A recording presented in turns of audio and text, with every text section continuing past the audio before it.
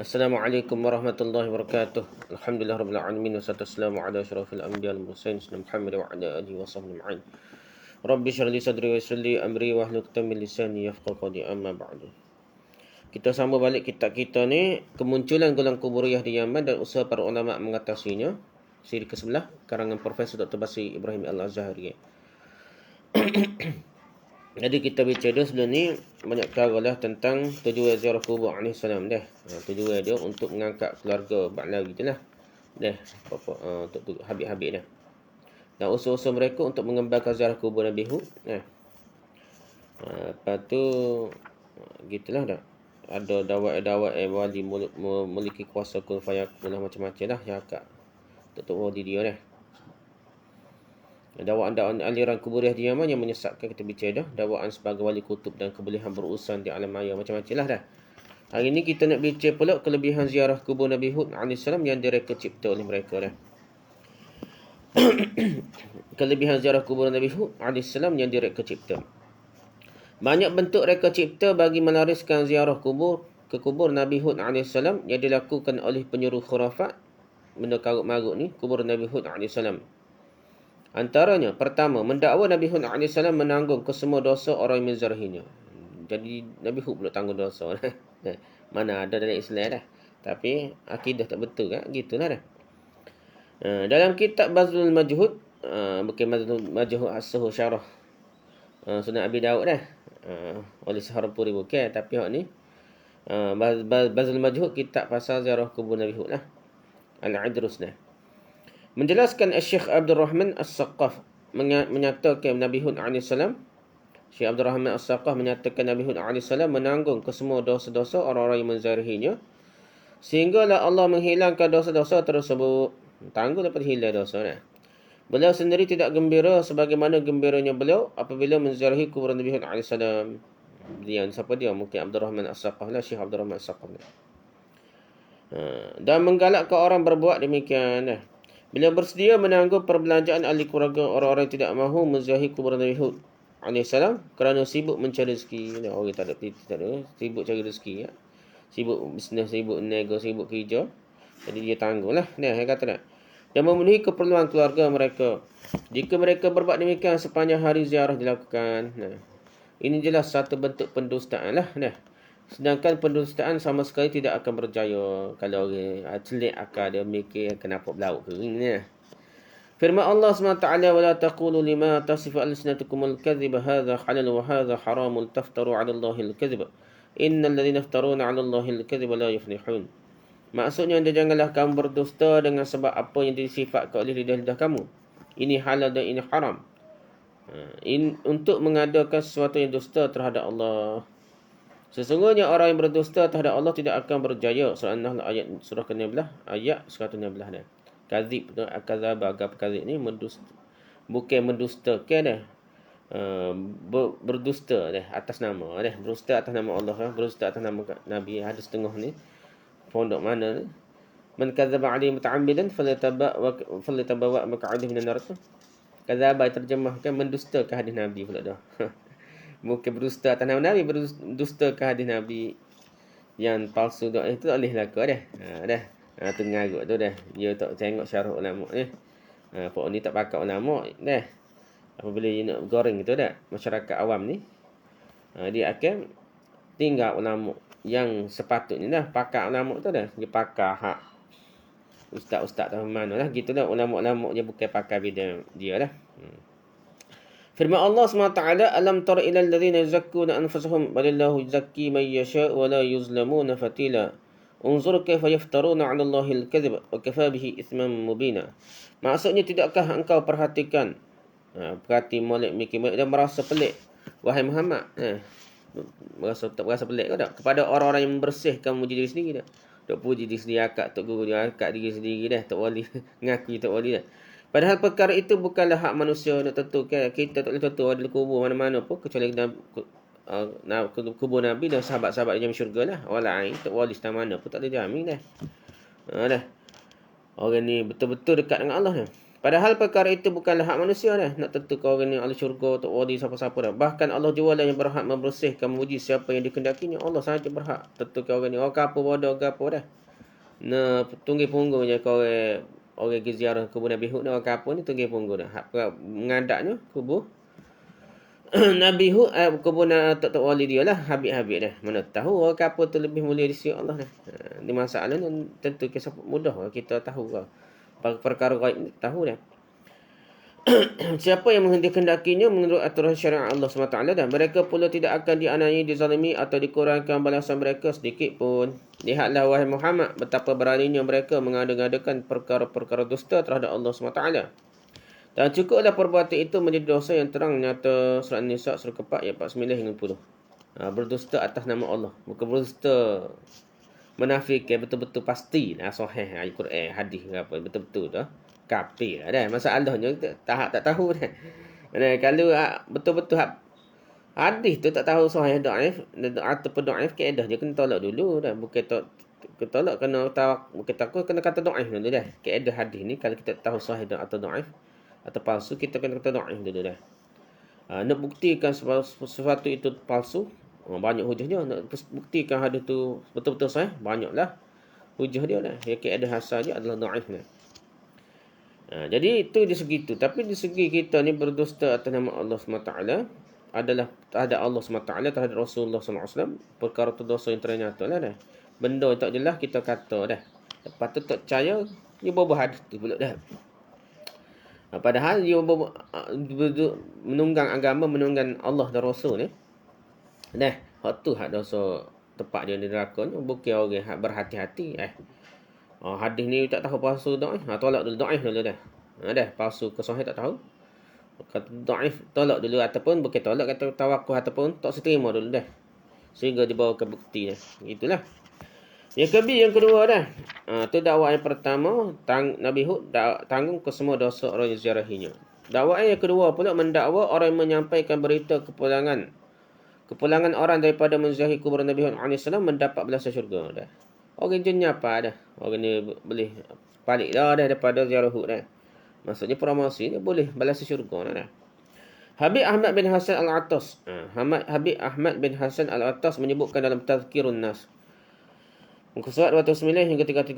Syekh Syihabuddin pernah duduk di suatu tempat berdekatan dengan rumahnya pada musim ziarah. Duduk di satu tempat berdekatan dengan rumahnya. Beliau berkata, siapa yang menyampaikan berita gembira kepadaku yang anak Salim bin Abdullah menziarahi kubur Nabi Hud AS. Siapa yang boleh cerita ke dia dah? Anak Salim bin Abdullah ziarahi kubur Nabi Hud AS bersama dengan orang ramai. Dan mereka berada dalam keadaan selamat. Aku jamin untuknya balasan syurga. Dia jamin, dia jadi Tuhan dah.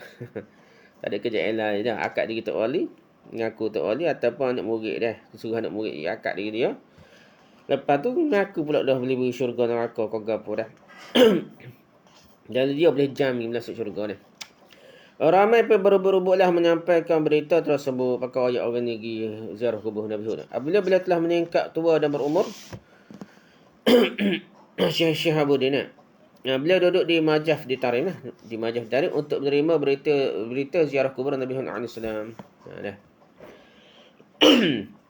Jadi dia duduk situ nak terima berita je. Orang duduk cerita ke dia, buat laporan tentang siapa-siapa yang hadir ziarah kubur Nabi Hud.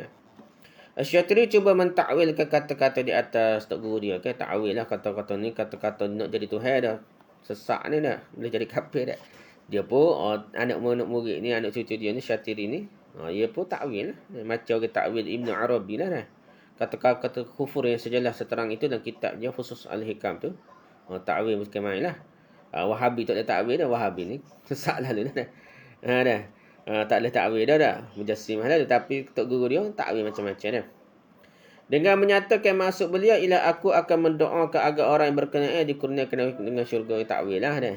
Tak boleh lah. Tahap jadi Tuhan dah. Mengaku Tuhan dah. Jadi dia petakwil, aku akan doakan agar orang yang berkenaan dikurniakan dengan syurga. Nama begitu, teks yang dikemukakan di atas jelas-jelas dan terang benderang mengandungi jaminan untuk masuk syurga oleh Syekh Syihabuddin dan bukan boleh ditakwilkan lagi dengan doa supaya dimasukkan dalam syurga. Tak boleh takwil dah kalau kita tengok ayat zahir ni. Tapi gen sendiri takwil lah dah. Macam Naqsyabandi ni, Nazim Al-Qubrusi lah dah. Macam-macam takwil kona ke kona mari dah. Alah kegen dia. Alah orang lain ni hak betul pun jadi tak boleh takwil dah, sesak dah. Hak betul hak salah sikit tak boleh ke hak salah oh ya dah. Gitu masalahnya.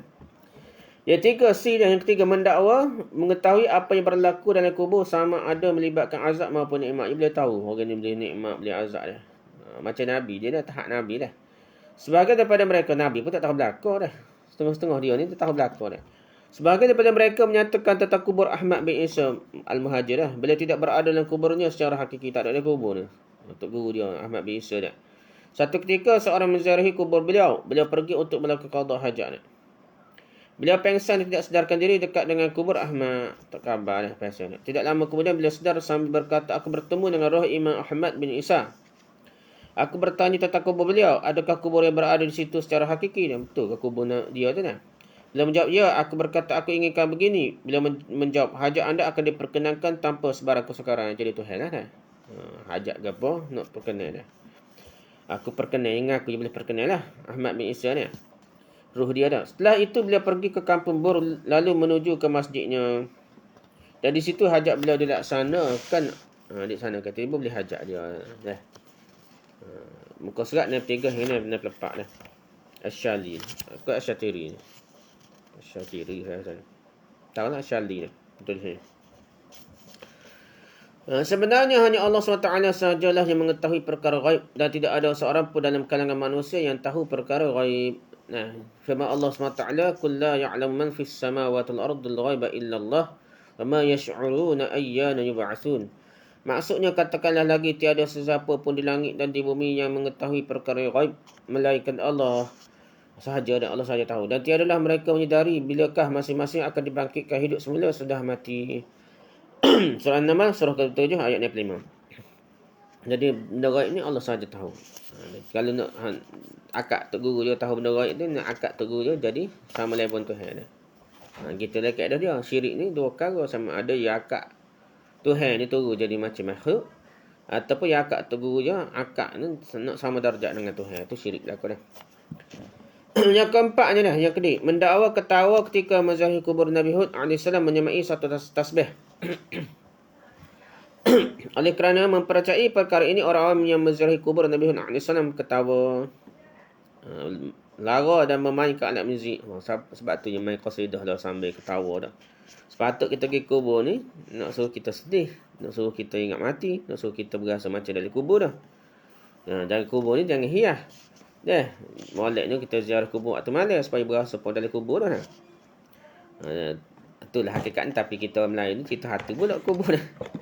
Bapak dia pula suruh ketawa pula dah. Ziarah kubur Nabi Hud suruh ketawa macam satu tasbih dah. Oleh sebab itu je qasidah kan.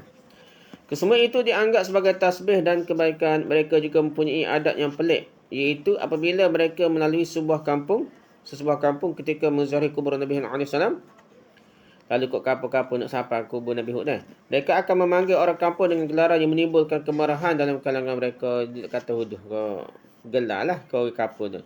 Itu akan menyebabkan mereka ketawa. Lepas gelar-gelar mereka suka dah. Setengahnya beralasankan melahirkan ketawa itu sebagai semasa musafir adalah ibadah ni. Kita suka-suka ni gurau kau dah. Sampai ketawa tu jadi ibadah yang kata. Habib Umar bin Hafiz misalnya, Habib Umar sendiri dah. Misalnya menjelaskan terdapat hadis.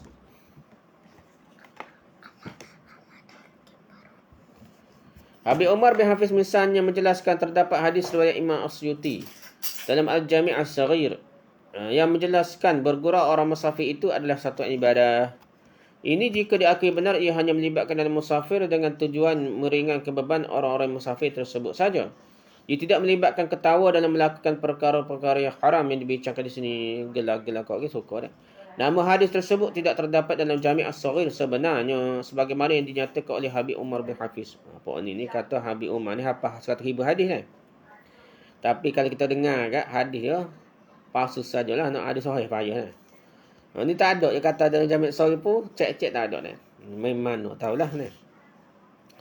Jika benar sekalipun ia belum tentu sahih, kerana Al-Jami' As-Saghir mengandungi hadis sahih, hadis hasan, hadis dhaif dan juga maudhu', hadis palsu. Andai kata hadis di atas sahih sekalipun, ia tetap tidak menjadi hujah Kerana ketawa yang dibicarakan di sini dituju kepada ziarah kubur Nabi Hud AS. Ada pasal-pasal hadis hatta perbuatan kita. Ini payah dah. Ia tidak lebih daripada sekadar untuk menggalakkan orang ramai menziarahi kubur Nabi Hud AS saja. Menunggang agama, menunggang hadis Nabi untuk perkara khurafat, bid'ah. Yang keempat, kelima dia. Mendakwa darjat kewalian seorang wali tidak akan dilakukan di Hadramaut melainkan di sisi kubur Nabi Hud AS. Nak boleh darjat wali kena kat kubur Nabi Hud lah.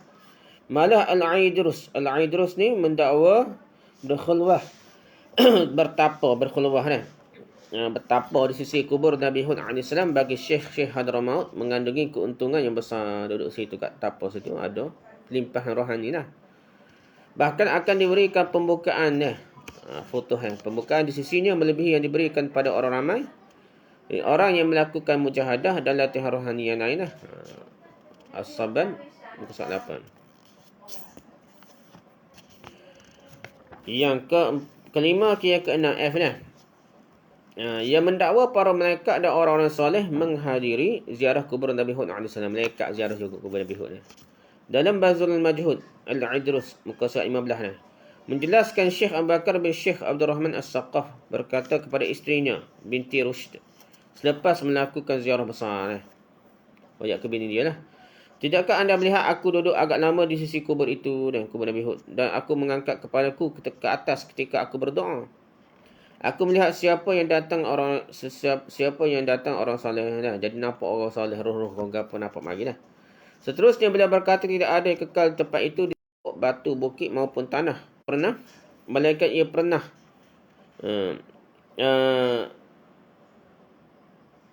Malaikat ia dipenuhi oleh para malaikat dan orang soleh pada saat tersebut. Atas pokok ada orang soleh lah. Atas bukit atau batu dia ada berlaku lah. Ya, ruh soleh ni maksudnya ataupun itulah ruh soleh ni. Yang ke 45 ni, yang ketujuh dah. Mendakwa Nabi Hud AS mengagihkan hadiah kepada orang-orang yang menziarahinya. Pengarang kitab Tazkirun Nas menjelaskan Sayyidku lah, tuaku lah. Berkata, aku melihat Nabi Allah Hud AS berdiri di sisi lubang yang selalu orang ramai memberi salam di sisinya. Nabi Hud di situ dah. Aku melihat baginda mengagihkan suatu hadiah kepada orang-orang yang menziarahinya berupa bauan yang wangi. Aku bersalam dengannya di tempat tersebut. Keterangan di atas menjelaskan 6 bentuk dakwaan yang dilakukan berkaitan dengan kelebihan menziarahi kubur Nabi Hud AS. Tanda-tanda pendustaan dan pembohongan jelas sekali kelihatan. Reka cipta jelas sekali kelihatan dalamnya tanpa perlu kepada pendalilan yang terperinci. Ini tidak termasuk syair-syair yang palsu yang dialunkan bagi menjelaskan kelebihan menziarahi kubur Nabi Hud AS itu. Qasidah syair-syair dia tu. Palsu tu banyaklah dah. Ada juga yang datang ke situ bukanlah dengan tujuan menziarahi kubur Nabi Hud AS. Sebaliknya dengan tujuan berniaga dan berjual beli. Orang ramai situ kat nego lah dah. Hal tersebut kerana orang-orang yang datang menziarahi tempat tersebut sudah tentu terlalu ramai dan memerlukan makan dan minum. Mereka yakin meskipun mereka tidak bertujuan menziarahi kubur Nabi Hud AS, namun mereka tetap akan perolehi keberkatan dan keampunan. Hal tersebut kerana mereka sering mengucapkan siapa yang menziarahi kubur Nabi Hud AS meskipun untuk tujuan yang sia-sia, dosanya diampunkan. Dosa apa? Tujuan sia-sia pun tak, tujuan ngarut pun tetap diampunkan. Tahulah curi boleh kot. Okey. Amalan keberhalaan semasa menziarahi kubur Nabi Hud AS. Jadi berhala. Kubur ni jadi berhala. Kubur ni asas kepada berhala dah. Muka orang payah nak bawa mari, jadi berhala tu dibuat supaya mudah dipunggah. Dibawa kemari-kemari dia. Asal-asalnya kubur juga asal ni. Sebagai ahli sejarah dan pengkaji menziarahi kubur Nabi Hud AS mengemukakan laporan berkaitan dengannya. Antaranya Salah Al-Bakri. Salah Al-Bakri yang menjelaskan dalam karyanya Tarikh Hadramaut. Muka surat 65 lah. Salah Al-Bakri. Penghormatan yang diberikan pada kubur Nabi Hud AS begitu keterlaluan kata dah. Ni orang hak kira pengkaji lah dah. Orang ramai sanggup menempuh perjalanan yang jauh demi untuk menziarahinya.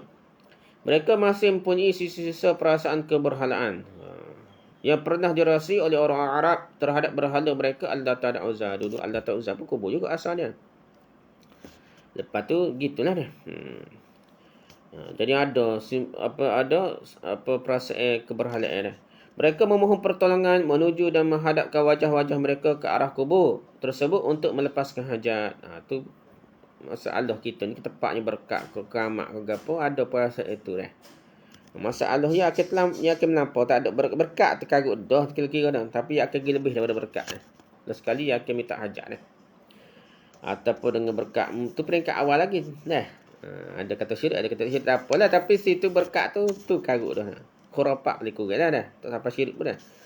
Mendapatkan keberkatan dan membendung berbagai-bagai kesukaran yang dihadapi dah. Lah itu minta hajat, minta bala, minta rezeki, minta nikah kahwin gapo, siapa tak syirik dah. Gitulah dah. Tapi itulah jadi khurafat dah. Antaranya juga sebagaimana dilaporkan oleh Muhammad Abdul Qadir Bamtaraf. Muhammad bin Abdul Qadir Bamtaraf dalam komentar beliau terhadap Hamadani. Beliau menyatakan kuburan Nabi Hud AS menjadi pasar Yaman pada zaman lampau. Kubur tersebut telah diacuankan dengan acuan keberhalaan yang menarik. Acuan berhala kata dah. Yang menarik pula tu dah. Karamah Sulaiman, Karamah Sulaiman pula menyebutkan nama orang ni. Karamah Sulaiman menyebutkan masyarakat mensucikan batu yang berlubang berhampiran dengan kubur Nabi Hud AS kerana kononnya Nabi Hud AS memasukinya dan menyembunyikan diri di dalam lubang tersebut. Ada ini menampakkan jelas bentuk akidah keberhalaan. Ini orang-orang ni bukan kaitnya Wahabi, ni pengkaji-pengkaji yang kita kata tak ada kaitan dengan Wahabi pun dah, tapi tetap kata supaya berhala ni kubur Nabi Hud dah. Dua orang orientalis barat yang melawat kubur Nabi Hud AS bernama Daniel Fan dan Dr. Pon Postman. Ni orang putih tu sakat ni. Oh putih lah, bukan Wahabi ke apa, putih tu guna. Oh kapi ke apa dah. Daniel Fan dan Dr. Pont Pastaman menjelaskan. Kami faham sekarang tabiat orang Arab Badui. Jadi dia kata Hadramaut ke apa tu, Arab Badui lah. Kami faham sekarang tabiat orang Arab Badui yang menamakan dirinya sebagai orang Islam. Mengaku Islam lah. Tetapi pada dirinya masih terdapat kepercayaan keberhalaan. Oh putih kata, apa berhala ni tak. Sehingga membuatkan dia menghampiri tempat ini, kubur Nabi Hud lah, dengan penuh rasa gerun dan suci. Muka serat lepas orang putih berkata ni berhala di kubur Nabi Hud. Nah. Kenyataan ini adalah daripada ahli sejarah dan pengkaji sejarah yang tidak ada kaitan dengan Wahabi lah. Pengkaji sejarah yang terbuka terkira lah. Orang putih kau Islam dah. Mereka tidak teragak-agak untuk mengaitkan upacara ziarah kubur Nabi Hud AS mengandungi unsur keberhalaan. Bagaimana pula kalau ia dilihat oleh ulama-ulama tauhid dan penjaga tauhid, sudah kenyataan mereka lebih tegas lah. Tak pelik lah orang kata Wahabi kau, bukan Wahabi kau dah. Ulama Hadramaut, mufti Hadramaut sendiri hanya kritik ni. Asal dia mungkin keturunan yang sama, tapi dia ngaji-ngaji kata karut ni berhala gini. Jadi tak pelik dah. Okey, kedudukan sebenar kubur Nabi Hud AS.